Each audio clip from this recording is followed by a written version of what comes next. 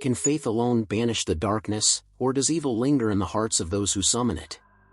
Tonight, we uncover the haunting tale of a young girl trapped between salvation and possession. Are you brave enough to face the final ritual? In the quiet countryside of Vermont, Father Elijah Moore, a disillusioned preacher, spent his days performing mock exorcisms for desperate families. Though his faith had waned, his skills in theatrics made him the last hope for many. But one call changed everything. The request came from the Winslow family. Their 16-year-old daughter, Lily, had been behaving strangely. She spoke in foreign tongues, displayed unnatural strength, and feared the symbol of the cross.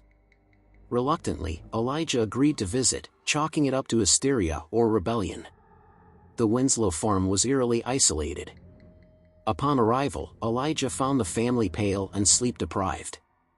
"It started with whispers in her room," Mrs. Winslow explained. Then, she began carving strange symbols on the walls. Lily sat bound to a chair in the living room, her head drooped, long black hair obscuring her face. The air around her was icy, though the fire roared in the hearth. Elijah introduced himself, but Lily didn't respond.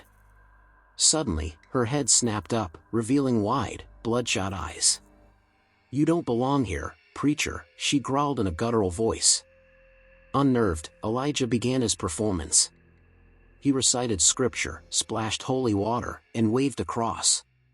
Lily writhed and screamed, her voice shifting from a child's whimper to a beastly roar.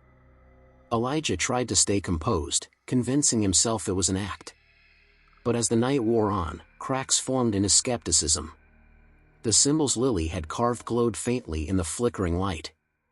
She revealed personal details about Elijah's life, secrets he had never shared. "Your faith died with your wife, didn't it?" she hissed, her grin unsettlingly wide. Determined to prove it was all a trick, Elijah stayed overnight. As the clock struck midnight, the house seemed to breathe. Shadows moved independently, whispers slithered through the halls, and the air grew thick with the scent of sulfur. In the early hours, Elijah ventured into Lily's room, where the walls were covered in occult markings. Among the symbols was a recurring one, a circle with jagged edges. In the center of the room lay a book, its cover cracked and blackened. Opening it, he discovered it was a diary belonging to Lily's ancestor, Abigail Winslow. The entries described a pact made with a dark entity to protect the farm during a famine. The deal required a ritual to renew the bond every century, and Lily had unwittingly become the next vessel. "The final ritual must be completed, or the price will be our lives," Abigail had written. Realizing the danger, Elijah confronted the family. They admitted they had found Abigail's book and performed a partial ritual, hoping to break the curse. Instead, they had awakened something ancient and malevolent. As dawn approached, Elijah resolved to perform a real exorcism.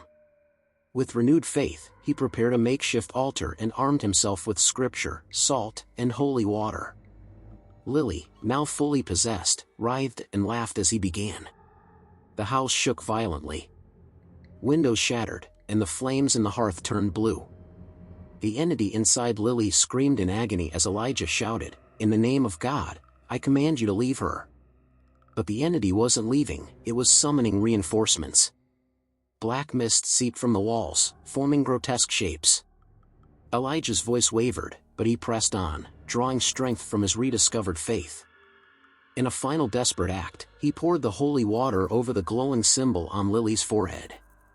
She let out an ear-piercing shriek before collapsing. The room fell silent, and the black mist dissipated. Lily awoke, confused but alive. The family wept with relief. Elijah, however, knew the battle was far from over. As he left the farm, he glanced back and saw a faint, jagged circle glowing in the sky. Was it faith that saved Lily, or something far more sinister that simply let go? Perhaps the darkness never truly leaves, it only waits. What would you do if the shadows began to whisper your name?